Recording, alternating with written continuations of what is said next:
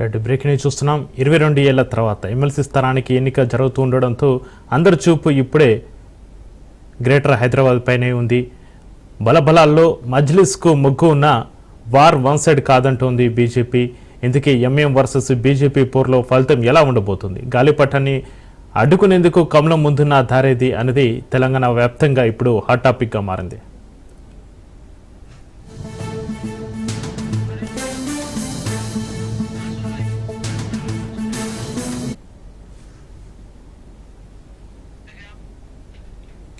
హైదరాబాద్ స్థానిక సంస్థల ఎమ్మెల్సీలో 22 ఏళ్లుగా మజ్లిస్ పార్టీ ఎంఐఎం పార్టీకే ఏకగ్రీవం. కానీ ఇప్పుడు అలా కుదరదంటూ బరిలోకి దిగుతుంది భారతీయ జనతా పార్టీ. పాత బస్తీపై పట్టున మజ్లిస్కు వ్యతిరేకంగా బీజేపీ నిలబడింది. దీంతో హైదరాబాద్ స్థానిక సంస్థల ఎమ్మెల్సీ ఎన్నికల పోటీ రసవత్తరంగా మారింది. దాదాపుగా 22 ఏళ్ల తర్వాత ఎల్లుండి ఎన్నిక జరగనుంది. ఇక ఈ ఎన్నిక సంబంధించి మరింత సమాచారాన్ని మా ప్రతినిధి రాజు లైవ్లో అందిస్తారు. రాజు.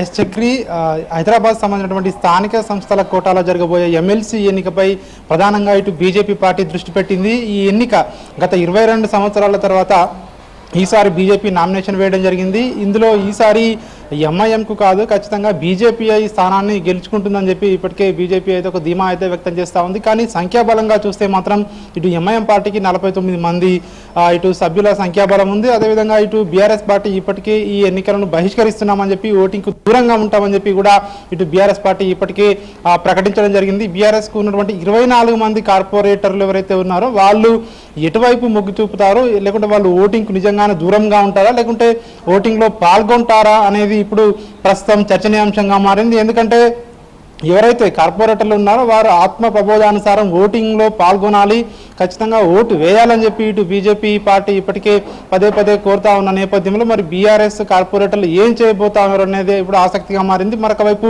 ఇటు కాంగ్రెస్కు సంబంధించినటువంటి ఎవరైతే 13 మంది ఇటు సంఖ్యాబలం ఉందో, అదేవిధంగా తెలంగాణ జనసమితికి సంబంధించినటువంటి ఒక సభ్యుడు, మొత్తం 14 మంది కూడా సో ఎవరికి ఓటు వేయబోతా ఉన్నారో ఇప్పటికే ఇటు ఎంఐఎంతో కాంగ్రెస్ పార్టీకి సంబంధించి ఇప్పటికే ఇటు వాళ్ళిద్దరు కూడా ఈ రెండు పార్టీలు కూడా ఇప్పుడు సఖ్యతతో ఉన్నటువంటి నేపథ్యంలో కాంగ్రెస్ పార్టీకి సంబంధించినటువంటి ఇటు కార్పొరేటర్లు ఇటు ఎంఐఎంకు ఓటు వేసే అవకాశాలు ఉన్నట్టుగా కూడా తెలుస్తూ ఉంది. కాబట్టి సో బీజేపీ మరి ఏ విధంగా గెలుచుకుంటుందో అనేది ఇక్కడ ఆసక్తిగా మారింది. కానీ బీజేపీ నేతలు చెప్తా ఉన్నారు ఖచ్చితంగా అనూహ్య పరిణామాలు చోటు చేసుకుంటాయి, ఈ స్థానాన్ని మేము కైవసం చేసుకుంటామని చెప్పి బీజేపీ అయితే ధీమా అయితే వ్యక్తం చేస్తూ ఉంది. దీనికి సంబంధించి ఈ రోజు మరి కాసేపట్లో రాష్ట్ర కార్యాలయంలో రాష్ట్ర అధ్యక్షుడు కిషన్ రెడ్డి అధ్యక్షతన ఒక సమావేశం, కీలక సమావేశం జరగబోతా ఉన్నట్టుగా కూడా తెలుస్తూ ఉంది. దీనికి సంబంధించి ఇప్పటికే ఇటు హైదరాబాద్కు సంబంధించినటువంటి కార్పొరేటర్లకు సమాచారం కూడా అందించడం జరిగింది. అదేవిధంగా ఈ యొక్క ఓటింగ్లో ఎవరైతే పాల్గొనబోతా ఉన్నారో ఎక్స్ అఫిషియో సభ్యులుగా ఉన్నటువంటి ఇతర ఎంపీలు కూడా ఇటు రాజేందర్ కావచ్చు, అదేవిధంగా కొండ విశ్వేశ్వర రెడ్డి కావచ్చు, అదేవిధంగా లక్ష్మణ్,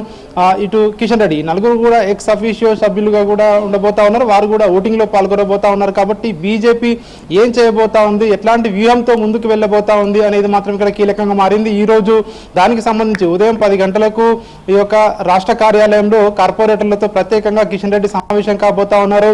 సో ఎల్లుండి బుధవారం జరగబోయే ఈ ఎన్నికకు సంబంధించి ఎట్లా ముందుకు వెళ్ళాలి, ఇతర కార్పొరేటర్లను సో ఏ విధంగా సో బీజేపీకి అనుకూలంగా ఓటు వేసే విధంగా ముందుకు వెళ్ళాలి అనే దానిపై ఒక కీలకమైన దిశానిర్దేశం ఈ యొక్క కార్పొరేటర్లకు చేసే అవకాశం కనిపిస్తూ ఉంది. ఎందుకంటే ఇప్పటికే ఇటీవల జరిగినటువంటి ఏదైతే ఎమ్మెల్సీ ఎన్నికల్లో 3 స్థానాలకు గాను 2 స్థానాలు కూడా బీజేపీ గెలుచుకుంది. ఇప్పటికే ఉత్సాహంతో ఉన్నటువంటి బీజేపీ పార్టీ ఈ స్థానాన్ని కూడా మేము కైవసం చేసుకుంటామని చెప్తా ఉంది.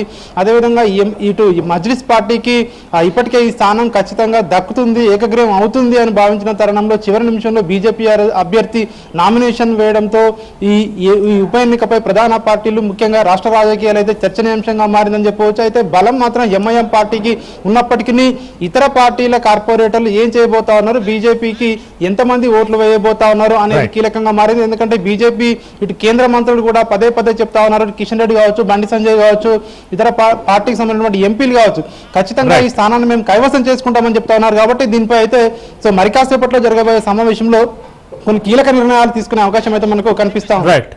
Right, thank you Raju.